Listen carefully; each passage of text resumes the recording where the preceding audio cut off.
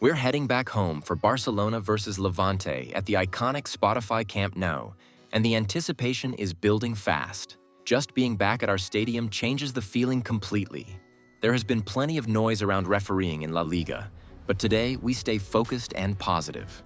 This update is all about the stadium and the transformation happening in front of us. Let's get straight into it. Gol Nord continues to attract attention. A large amount of new construction material has arrived, clearly signaling that the next major phase is about to move forward.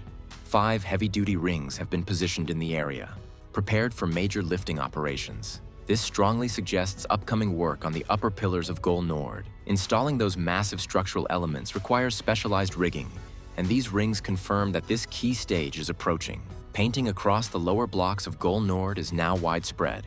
In projects of this scale, paint only follows solid structural progress. That means this zone has reached an important milestone beneath the surface. The concrete terraces are steadily advancing. While sandwich panel installation has drawn attention across the stadium, the terraces are equally important. These seating tiers form the backbone of the fan experience, and they are filling in step by step.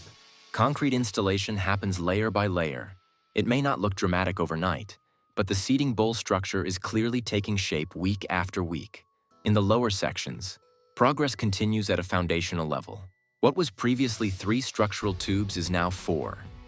That additional tube represents expanded infrastructure support, whether structural or utility-related. These changes may seem small, but they are critical. Foundational progress like this builds the platform for everything above it. When the renovation of Spotify Camp Nou was first agreed with Limac, the projected cost was around 960 million euros.